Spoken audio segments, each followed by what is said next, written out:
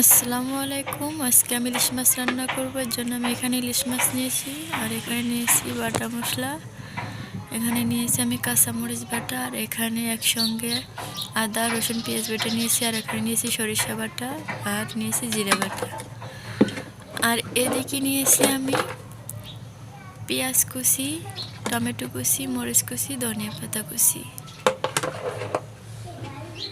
আর এখানে একটা কালো কুচকুচে কড়াই বসিয়ে দিয়েছি। কড়াইতে আমি প্রথমে দিয়ে দিলাম রান্নার রেগুলার তেল। তেলটা দেওয়ার পরে আমি এখানে দিয়ে দিব পেঁয়াজটা আমি সবগুলো পেঁয়াজই দিয়ে দিব। দেওয়ার পরে সুন্দর একটা কালার আসার জন্য অপেক্ষা করব। তো কালারটা চলে আসছে, এই পর্যায়ে আমি দিয়ে দেবো বাটা মশলা। তো প্রথমে দিয়ে দেবো আমি জিরে বাটাটা এই পেঁয়াজের ভিতরে দিয়ে দিলাম। এরপরে দিয়ে দেব সরিষা বাটা, আর এখানে দিয়ে দেব আমি এই যে একসঙ্গে যে আদা রসুন পেঁয়াজ একসঙ্গে বেটে নিয়েছি, এটা দিয়ে দেবো। এরপর দিয়ে দেবো যে কাঁচামরিচ বাটাটা আমি সবগুলো দিয়ে দেবো। আর এরপর দিয়ে দেবো আমি শুকনো গুঁড়ো মশলাটা। একটু পানি দিয়ে নিলাম আমি। তার আগে পানিটা দেওয়ার পরে এই জায়গায় গুঁড়া মরিচ দিয়ে দিলাম, হলুদ লবণ দিয়ে দিলাম স্বাদ মতো।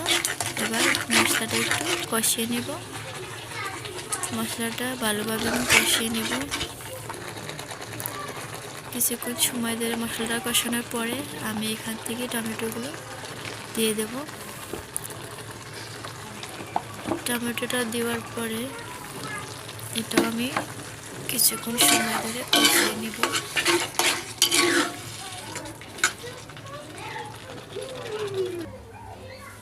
আপনারা চাইলে টমেটোটা স্কিপ করতে পারেন। আর এদিকে আমি নিয়েছি চালটা দিয়ে ভাত বসাই দেবো রাইস কুকারে। এর জন্য চালটা আমি ধুয়ে দিচ্ছি। এতক্ষণে আমার মশলাটা এদিকে কষানো হয়ে গেছে, উপরটা তেল বেশি উঠেছে। আর এদিকে আমি এই যে মাছটা এখন এর ভেতরে দিয়ে দেবো। মাছটা কিন্তু আগে থেকে আমি সুন্দরভাবে ধুয়ে রেখেছি।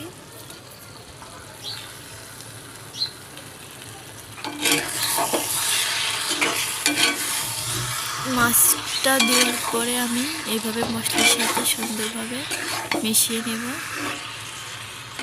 যাতে করে মাছের ভিতরে মশলাটা ভালোভাবে ঢোকাতে পারে। আর এদিকে যে মাছের মাথার ভিতরেও আমি মশলাটা এভাবে খুন্তি দিয়ে একটু এর ভিতরে দিয়ে দেব, মাথার ভিতরে, যাতে করে মশলাটার ভিতরে ভালোভাবে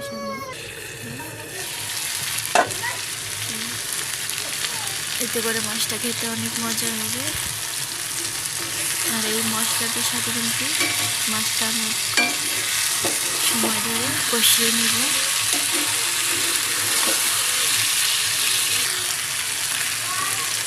এরপর আমি একটু ঢাকনা দিয়ে দেব। আমি কিন্তু কিছুক্ষণ পর এভাবে ঢাকনাটা দিয়ে ঢেকে দিয়ে মাছটা কষিয়ে নেব। মাছটা আমার কষানো শেষ। এ পর্যায়ে দিয়ে দেবো আমি পানিটা দেওয়ার পরে এই যে ঢাকনা দিয়ে আবারও ঢেকে রান্না করে নেব। এই যে কি বকর বলক উঠে গেছে। এদিকে আমি দিয়ে দেবো এখন ধনিয়া কুচিটা আমি কিন্তু উপর দিয়ে অনেক সুন্দরভাবে ছড়িয়ে দিব। ধনিয়া পাতা তো দেওয়ার পরে এদিকে আমি যে কাঁচামরিচ চির করে নিয়েছি এগুলো আমি দিয়ে দিলাম 3-4টা। আর এখানে আমি কাঁচামরিচ বাটা এবং গুঁড়ামরিচ, কাঁচামরিচ চির সব কিছু কিন্তু দিয়ে দিলাম।